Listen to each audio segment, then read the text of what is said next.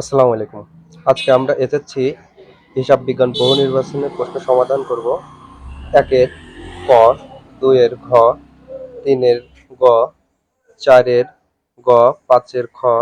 ৬ এর ক, ৭ এর ক, ৮ এর ঘ, ৯ এর ক, ১০ এর ঘ, ১১ এর ঘ, ১২ এর গ, ১৩ এর ক, ১৪ এর ঘ,